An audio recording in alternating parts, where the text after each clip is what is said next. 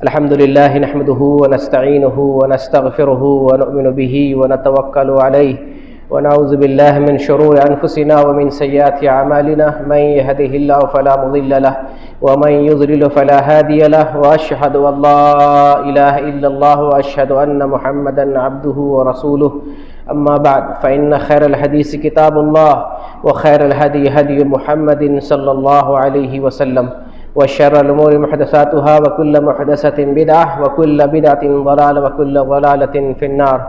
اعوذ باللہ من الشیطان الرجیم. بسم اللہ الرحمن الرحیم. وما خلقت الجن والانس الا ليعبدون.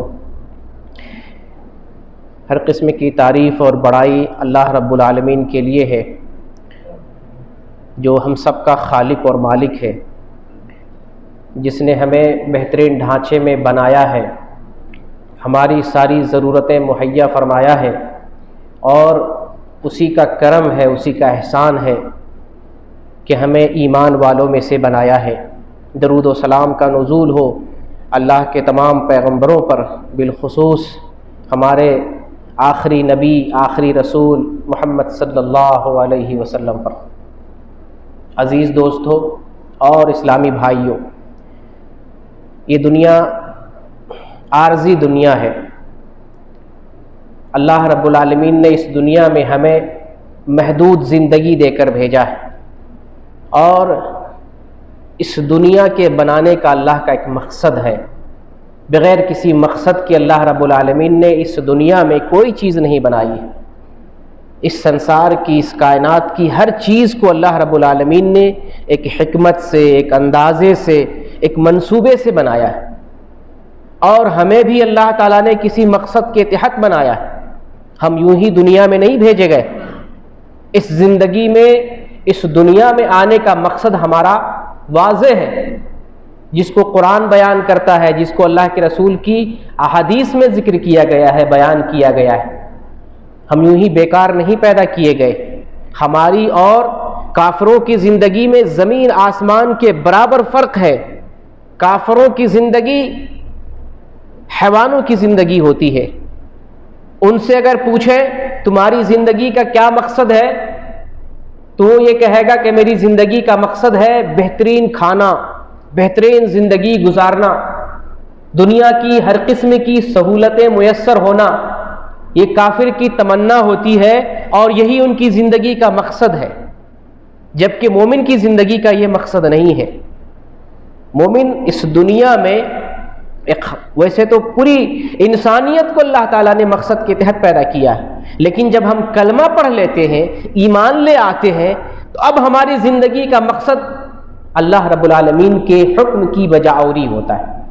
اللہ کے حکم کو بجا لانا، اللہ کے دین پر عمل کرنا، اللہ کے دین پر چلنا، اللہ نے جو کہا ہے اس کو ماننا، جس سے روکا ہے اس سے رک جانا.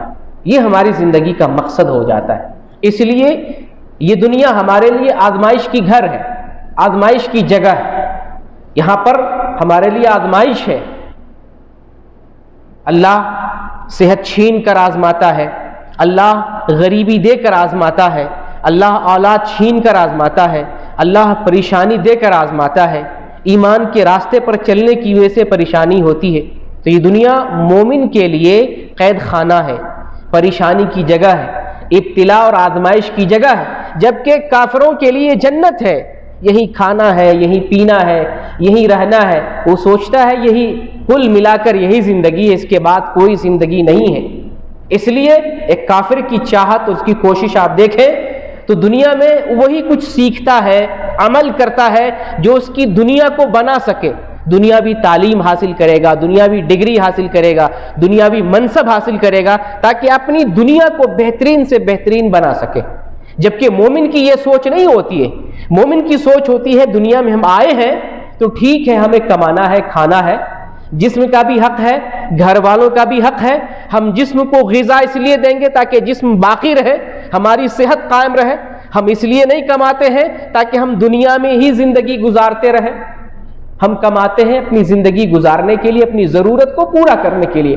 اصل ٹارگٹ کیا ہے؟ اصل مقصد کیا ہے؟ اللہ کی بندگی ہے.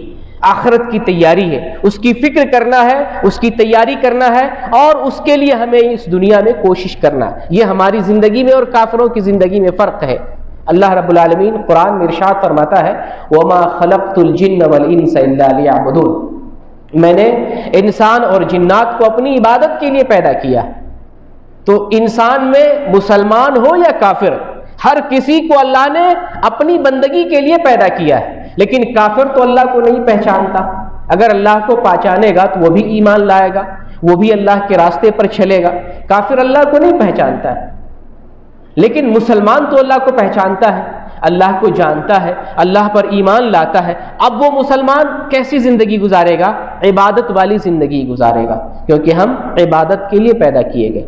عبادت کا مقصد ہوتا ہے اللہ کے حکم کی بجا آوری، اللہ نے جو کہا ہے اس پر چلنا، اور جن چیزوں سے اللہ نے منع کیا ہے ان چیزوں سے رک جانا، یہ عبادت ہے۔ نماز پڑھنا بھی عبادت ہے، دعا کرنا بھی عبادت ہے، تلاوت کرنا بھی عبادت ہے۔ یہ خاص معنی میں عبادت ہے۔ عام معنی میں عبادت اللہ کی رضا کے مطابق زندگی گزارنا، یہ عبادت ہے۔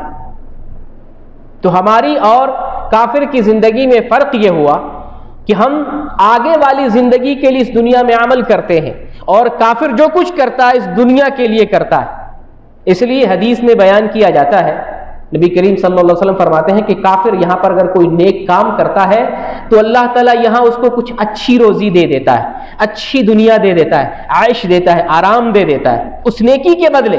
جو کافر اس دنیا میں نیکی والا کام کرتا ہے، اللہ اس کو اس دنیا ہی میں بہتر بدلہ دے دیتا ہے، اچھی غذا دیتا ہے، اچھی زندگی دے دیتا ہے، خوشحالی دے دیتا ہے۔ لیکن جب مومن نیکی کا کام کرتا ہے تو اللہ رب العالمین اس دنیا میں روزی دیتا ہی ہے نیکی کی وجہ سے، ساتھ ساتھ اللہ اس کی نیکی کو آخرت کے لیے ذخیرہ کر دیتا ہے۔ بہت فرق ہے۔ اللہ ہمیں پسند کرتا ہے، ہمارے کام کو پسند کرتا ہے، ہماری نیکیوں کو پسند کرتا ہے۔ کافر نیکی کرے تو اللہ یہی بدلہ دے کر اس کا حساب کتاب فائنل کر دیتا ہے، لیکن جب ایک مومن نیک کام کرتا ہے، اچھا کام کرتا ہے، اس کا بدلہ اللہ آخرت میں ذخیرہ کر دیتا ہے، جمع کر دیتا ہے، اسٹور کر دیتا ہے۔ ساتھ ساتھ اللہ تعالیٰ دنیا میں بھی روزی دیتا ہے۔ ایسا نہیں کہ اللہ مومن بندے کو روزی نہیں دیتا ہے، روزی دیتا ہے، ساتھ ساتھ اس کی نیکی کو آخرت کے لیے ذخیرہ کر لیتا ہے۔ تو ہمارے میں اور کافر کی زندگی میں فرق ہے، لیکن افسوس اس بات کا ہے کہ آج جس دور سے ہم گزر رہے ہیں، جن حالات سے ہم گزر رہے ہیں، ان حالات کا اگر آپ جائزہ لیں تو ہماری زندگی میں اور غیروں کی زندگی میں بہت فرق نظر نہیں آتا۔ کہیں کہیں کچھ فرق ہو سکتا ہے نظر آئے، لیکن حقیقت میں مسلمان میں اور کافروں کے رہنے سہنے میں، زندگی گزارنے میں اور مقصد زندگی میں بہت زیادہ فرق نظر نہیں آتا۔ جو فرق ہونا چاہیے، نمایاں فرق ہونا چاہیے، امتیازی فرق ہونا چاہیے۔ کافر کا راستہ بالکل الگ ہے، مومن کا راستہ بالکل الگ ہے، دونوں کا راستہ جدا جدا اور الگ الگ ہے۔ اس لیے دونوں کا ٹارگٹ، دونوں کا مقصد، دونوں کی کوشش اور دونوں کے اعمال الگ الگ ہونے چاہیے تھے، لیکن ایسا دیکھنے کو نہیں ملتا۔ آج کیسا زمانہ آ گیا، ایک قول بیان کرتا ہوں۔ ابن عباس رضی اللہ عنہما کا یہ قول ہے۔ آپ نے عبداللہ ابن مبارک رحمۃ اللہ علیہ کا نام سنا ہوگا، یہ امام ابو حنیفہ رحمۃ اللہ علیہ کے شاگرد ہیں، عبداللہ ابن مبارک رحمۃ اللہ علیہ۔ ان کی کتاب ہے الزہد والرقائق۔ اس کتاب میں ایک وہ حدیث ذکر کرتے ہیں جو ابن عباس کا دراصل قول ہے، قول نمبر 601 ہے۔ اخبرنا سعید بن ابی ایوب حدثنی بکر بن عمر عن صفوان بن سلیم ان ابن عباس قال لیاتین علی الناس زمان یکون ہم احدہم فی بطنہ ودینہ ہواہ۔ عبداللہ ابن عباس رضی اللہ تعالیٰ عنہ بیان کرتے ہیں کہ لوگوں پر ایک زمانہ آئے گا، ایک وقت آئے گا، یعنی یہ اپنے دور سے بعد کے دور کے لیے ایک خبر دے رہے ہیں کہ ہمارے بعد ایک زمانہ آئے گا، سمجھ لیں وہ قیامت جیسا زمانہ یا قیامت کے قریب کا زمانہ، یا آپ اس کو یہ بھی کہہ سکتے ہیں قیامت کی نشانیوں میں سے ایک نشانی ہے۔ عبداللہ ابن عباس رضی اللہ عنہ بیان کرتے ہیں لوگوں پر ایک زمانہ آئے گا جس زمانے میں لوگ پیٹ بھرنے کو اپنی زندگی کا مقصد سمجھیں گے. یعنی پیٹ بھر گیا, اچھا کھا لیے, عیش کر لیے, آرام مل گیا, سہولت میسر ہو گئی, یہی زندگی کا مقصد ہے. لوگ ایسا سمجھنے لگیں گے. ایک زمانہ آئے گا جس زمانے میں لوگ پیٹ بھرنے کو, پیٹ پالنے کو یا دنیا کے عیش کو سمجھیں گے یہی زندگی کا مقصد ہے, ایسا سمجھ لیں گے. یہ کن کے بارے میں کہا جا رہا ہے؟ کافروں کے بارے میں. کافر تو پہلے ہی سے سمجھ رہے ہیں کہ یہ دنیا تو کھانے پینے کی جگہ ہے, یہ دنیا عیش کرنے کی جگہ ہے, یہ دنیا اس کے لیے جنت ہے, عیش کرنے کی جگہ ہے. یہ کافر تو پہلے ہی سے سمجھ رہے ہیں. یہ یہاں پر کن کے لیے کہا جا رہا ہے؟ مسلمانوں کے بارے میں کہا جا رہا ہے, ایمان والوں کے بارے میں کہا جا رہا ہے. ایمان والوں پر ایک ایسا دور آئے گا, ایک ایسا زمانہ آئے گا جس زمانے میں مسلمان یہ سمجھیں گے کہ پیٹ بھر لینا ہی زندگی کا مقصد ہے. اب وہ آدمی کیا کرے گا؟ پیٹ بھرنا جب زندگی کا مقصد ٹھہرے گا تو صرف دنیا کے لیے محنت کرے گا, دنیا کے لیے سوچے گا, دنیا کمانے کے پیچھے پڑے گا, دنیا کے لیے جو کچھ کرنا پڑے گا کرے گا. اس میں وہ حلال نہیں دیکھے گا, حرام نہیں دیکھے گا, جائز نہیں دیکھے گا, ناجائز نہیں دیکھے گا, صحیح نہیں دیکھے گا, غلط نہیں دیکھے گا. کیا دیکھے گا؟ دولت دیکھے گا, پیسہ دیکھے گا, دنیا دیکھے گا, زر دیکھے گا, زمین دیکھے گا, سونا چاندی دیکھے گا, رمق چمک دیکھے گا, دین نہیں دیکھے گا. جب انسان یہ مقصد بنا لے پیٹ بھرنا ہماری زندگی کا مقصد ہے تو پھر اس انسان کے اندر یہ خیال اور یہ مقصد پیدا ہوگا کہ اس پیٹ کو چاہے جیسے بھرو, اچھی غذا ملنی چاہیے, اچھی سہولت ملنی چاہیے, اچھا آرام ملنا چاہیے, عیش ملنا چاہیے, اس جسم کو ہر اعتبار سے سکون ملنا چاہیے. دولت کے اعتبار سے کسی بھی طریقے سے دولت حاصل ہو جائے, حرام اور حلال کا فرق ختم ہو جائے گا, صحیح اور غلط کی تمیز اٹھ جائے گی, دین اور بے دینی کا فرق جو ہے لوگوں کے درمیان مٹ جائے گا. ابن عباس رضی اللہ عنہما بیان کرتے ہیں لوگوں پر ایک وقت آئے گا, ایک زمانہ آئے گا کہ اس زمانے میں لوگ پیٹ بھرنے کو اپنی زندگی کا مقصد بنا لیں گے. ایک خبر یہ دے رہے ہیں. دوسری خبر دے رہے ہیں کہ خواہشات نفس پر چلنا لوگ دین سمجھ لے گا. یعنی اپنی مرضی پر چلنا لوگ اس کو دین سمجھیں گے. اپنی مرضی سے کر رہے اور سمجھ رہے یہ دین ہے. اپنی مرضی سے کوئی کام کر رہے اور کہہ رہے یہ دین ہے. اپنی مرضی پر چلنا لوگ دین سمجھیں گے. آپ اس کو مثال سے سمجھ لیں. ایک نکاح کیا جاتا ہے. نکاح ایک سادہ سا نکاح جس کے اندر مہر ہے, جس کے اندر ولی کی رضامندی سے لڑکے سے ایجاب و قبول کرایا جاتا ہے, دو عادل گواہ کی روشنی میں. کچھ دیر کا یہ نکاح ہوتا ہے, 2-4 منٹ 5 منٹ میں آپ نکاح ختم کر سکتے ہیں. ہمارے یہاں نکاح کا کیا مسئلہ ہے؟ مہینوں چلتا ہے. لڑکی دیکھنے کے لیے پہلے لائن لگتی ہے, کیسی لڑکی ہے, کیسی چمڑی ہے, کیسی دولت ہے, کیسا گھر ہے, کتنا مال ہے. ایک تو لڑکی دیکھنے کے لیے لائن لگتی ہے, کھانا پینا کتنا دے گا, کتنا لین دین, کتنی نقدی, کتنا جہیز.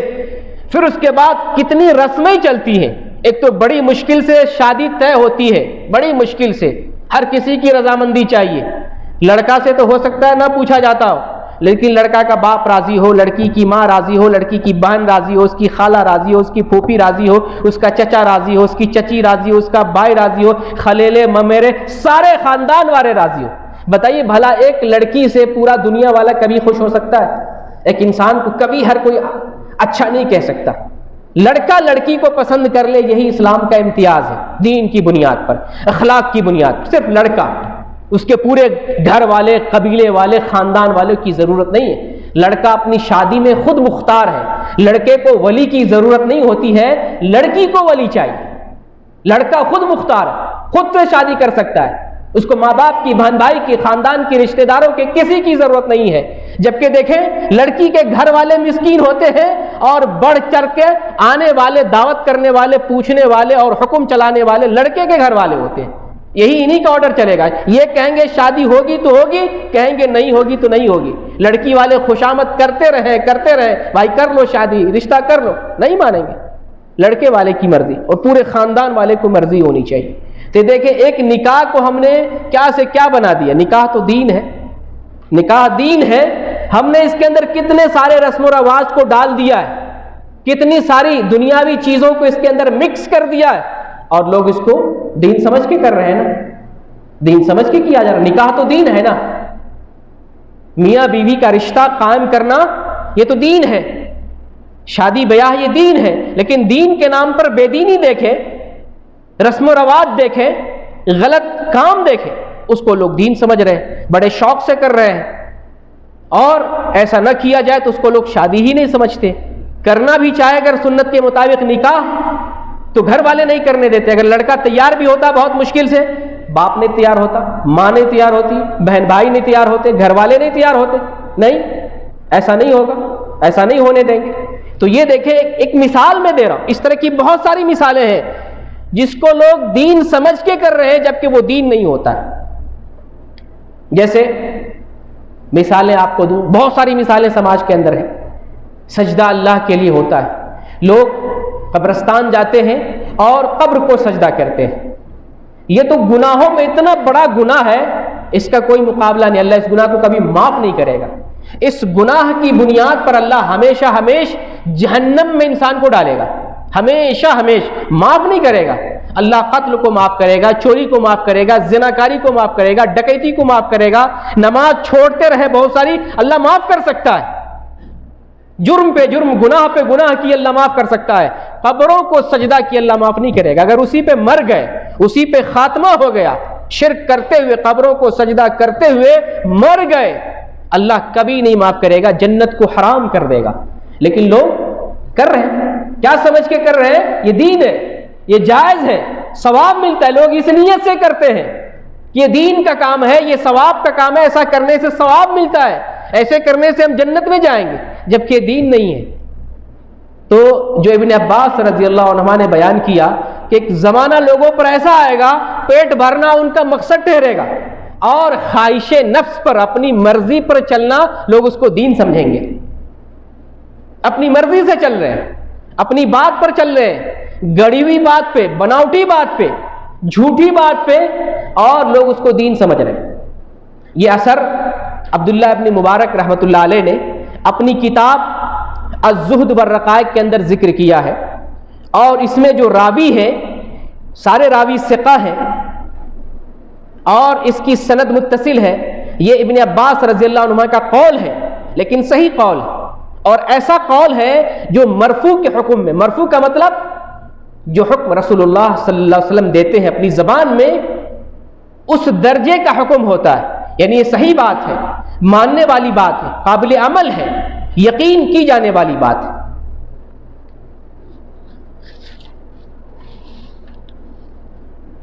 اب یہ جو اثر ہے ابن عباس رضی اللہ عنہما کا, اس کی روشنی میں ہمیں سوچنا یہ ہے کہ ہم تو اس دور سے گزر رہے ہیں, وہ زمانہ ہمارے اوپر آ گیا ہے جس کی بہت پہلے خبر کی گئی تھی عہد رسول میں. ابن عباس نے عہد رسول میں خبر دی, ایک زمانہ مسلمانوں پر آنے والا, پیٹ بھرنا اپنی زندگی کا مقصد بنا لے گا, خواہش نفس پر چلنا دین سمجھ لے گا. وہ زمانہ تو ہم دیکھ رہے ہیں, وہ آ گیا ہے. اب ہماری ذمہ داری کیا ہے؟ ہماری ذمہ داری یہ ہے کہ ہم اپنے اندر دنیا کی جو محبت ہے اس کو کم کریں.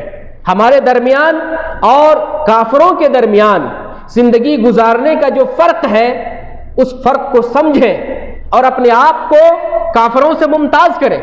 ہم اللہ کی بندگی کے لیے پیدا کیے گئے, تو ہماری زندگی کا مقصد اللہ کی بندگی ہو, ہماری زندگی کا مقصد کھانا پینا نہ ہو. ہم کھاتے ہیں جسم کو بچانے کے لیے, جسم کی ضرورت کو پورا کرنے کے لیے, کمانے کے لیے اپنے ملک سے سعودی عرب آئے ہیں, اپنے گھر والوں کی پرورش کرنے کے لیے, ان کی خوراک فراہم کرنے کے لیے, ان کی ضرورت کو پورا کرنے کے لیے, ان کی دنیا بنانے کے لیے نہیں, ان کی آخرت کو بنانے کے لیے نہیں آئے. ہم دنیا کی ضرورت کو پورا کرنے کے لیے آئے. اصل ہمارا مقصد آخرت کی تیاری ہے. اگر ایک مومن اپنی زندگی سے آخرت کو نکال دے, آخرت کا تصور نکال دے, آخرت کی فکر نکال دے, پھر اس آدمی میں اور کافر میں کوئی فرق نہیں رہ جائے گا. پھر وہ بھی اپنی زندگی کو کھانا پینا مقصد بنا لے گا کہ اس دنیا میں ہم آئے ہیں صرف کھانا اور پینا ہے، یہی رہنا ہے، یہی مر جانا ہے، آگے کچھ نہیں ہے، جبکہ ہمارے لیے آگے ہی سب کچھ ہے، ہمارے لیے آگے ہی سب کچھ ہے۔ یہاں تو قدم قدم پر ابتلا اور آزمائش ہے، یہاں پر مصیبت ہے، پریشانی ہے۔ اسی لیے اللہ رب العالمین نے جنت کو پریشانی سے گھیرا ہے اور جہنم کو خواہشوں سے گھیرا ہے۔ نبی کریم صلی اللہ علیہ وسلم ارشاد فرماتے ہیں، حفت الجنت بالمکارہ وحفت النار بالشہوات۔ اللہ رب العالمین نے جنت کو تکلیفوں سے گھیرا ہے، یہاں تکلیف برداشت کریں گے تو جنت ملے گی، اور جہنم کو اللہ رب العالمین نے خواہشوں سے گھیرا ہے، خواہش، مرضی، اپنی طبیعت پر چلنا، اللہ نے خواہشوں کے ذریعے جہنم کو گھیرا ہے۔ اگر اس دنیا میں اپنی خواہش پر چلتے ہیں کافروں کی طرح یا ان بے دین مسلمانوں کی طرح جو بے دینی کا کام کرتے اور دین سمجھتے ہیں، کفر کرتے اور دین سمجھتے ہیں، شرک کرتے اور دین سمجھتے ہیں، بدعت کا کام کرتے اور دین سمجھتے ہیں، وہ دین نہیں ہے۔ اللہ کے رسول نے ہمارے لیے دین کو واضح کر دیا ہے، جو کتاب اللہ میں اور سنت رسول میں ہے۔ حیرت کی بات ہے، ہم دین کو قرآن میں نہیں ڈھونڈتے ہیں، دین کو حدیث میں نہیں تلاش کرتے ہیں، دین کو ہم کہاں دیکھتے ہیں؟ قبروں پہ تلاش کرتے ہیں، مزاروں پہ تلاش کرتے ہیں، پیروں کے یہاں تلاش کرتے ہیں، فقیروں کے یہاں تلاش کرتے ہیں۔ وہ گجیڑی جو مہینوں سے نہ نہایا ہے، نہ غسل کیا ہے، نہ نماز پڑھتا ہے، ان کے ہاتھ پر جا کر بیعت کرتے ہیں۔ ایک وقت کی نہ نماز پڑھتا ہے، نہ غسل کرتا ہے، نہ دین جانتا ہے، جاہل کا جاہل، نہ عالم ہے، نہ مفتی ہے، نہ مولانا، ان کے ہاتھ پر بیعت کرتے ہیں اور ان سے دین لیتے ہیں۔ دین کہاں ہے؟ قرآن میں ہے، حدیث میں ہے، علماء کے پاس۔ اگر ہم دنیا میں خواہشات پہ عمل کرتے ہیں، اپنی مرضی پر چلتے ہیں، تو پھر اس کا ٹھکانہ جہنم ہوگا۔ تو زمانہ قریب آ گیا ہے، جس زمانے کی خبر ابن عباس رضی اللہ تعالیٰ عنہ بہت سال پہلے دی تھی، وہ زمانہ ہمیں دکھائی دے رہا، نظر آ رہا ہے۔ اس زمانے میں ہم گزر رہے ہیں اور ہمارے حالات ویسے لگ رہے ہیں۔ ہماری ذمہ داری ہے اپنے اندر سے دنیا کی محبت کو کم کریں اور آخرت کی فکر پیدا کریں، دنیا کی محبت کو کم کریں اور آخرت کی فکر پیدا کریں، کیونکہ ہماری زندگی کا اصل مقصد اللہ کی بندگی اور آخرت کی تیاری کرنی ہے۔ اور دوسری ذمہ داری یہ ہے کہ جو دین اصل دین ہے، اسی دین کو جانیں، سمجھیں اور اسی دین پر عمل کریں۔ مسلمان ہو کر بے دینی پر عمل کرتے ہیں، ایک تو ویسے وقت برباد ہوا، زندگی غلط کاموں میں گزری ہے، آخرت میں بھی کوئی فائدہ نہیں ہوگا، آخرت میں بھی کوئی فائدہ نہیں ہوگا۔ تھوڑا سا کام کریں لیکن صحیح کام کریں، تھوڑے سے دین پر عمل کریں لیکن صحیح دین پر عمل کریں، صحیح ریل دین جو قرآن میں ہے، حدیث میں ہے۔ ہم دین دوسری جگہ جا کر نہیں لیں گے، دین کے لیے رسول اللہ نے کتاب اللہ کو اور احادیث کو چھوڑا ہے۔ ترکت فیکم امرین لن تضلوا ما تمسکتم بہما کتاب اللہ وسنت رسولی، میں نے دو چیزیں چھوڑ رکھی ہیں۔ رسول اللہ اس دنیا سے چلے گئے، ہم سے جدا ہو گئے، ہمارے پیچھے دو چیزوں کو چھوڑا ہے۔ وہ دو چیزیں اللہ کی کتاب ہے، میری سنت ہے، حدیث ہے۔ جب تک ان دونوں چیزوں کو مضبوطی سے تھامے رہو گے، گمراہ نہیں ہوگے۔ آج ہم گمراہ کیوں ہوئے؟ قرآن کو سمجھنا چھوڑ دیا، قرآن کو سمجھ کر پڑھنا چھوڑ دیا۔ قرآن پڑھتے تو ہیں لیکن سمجھتے نہیں۔ بڑے بڑے حافظ، 50 سال کا حافظ 50 سال سے تراویح سنا رہا ہے، نماز پڑھا رہا ہے، امام ہے، خطیب ہے، پوچھے ایک آیت کا ترجمہ اسے پتہ نہیں ہوگا۔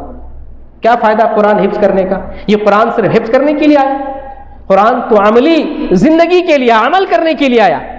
بہتر حافظ وہ ہے جو قرآن سمجھ کر پڑھے، بہتر حافظ وہ ہے جو قرآن حفظ کیا ہو، جانتا بھی ہو، سمجھتا بھی ہو، تاکہ اس قرآن کے مطابق اپنی زندگی کو بنا سکے۔ تو ہماری زندگی سے اگر گمراہی ختم کرنی ہے تو اللہ کی کتاب اور سنت رسول کو سمجھ کر پڑھنا ہے اور اسی پر عمل کرنا۔ اللہ رب العالمین سے دعا کرتے ہیں، بار الہ ہم جس دور سے گزر رہے، فتنے کا دور ہے، ہم سب کی حفاظت فرما، ہمیں حرام روزی سے بچا، ہمیں حلال روزی عطا فرما۔ بار الہ ہمیں دین پر عمل کرنے کی توفیق دے، جو صحیح دین ہے اس کو سمجھنے کی ہمیں توفیق دے اور صحیح دین پر عمل کرنے کی توفیق دے۔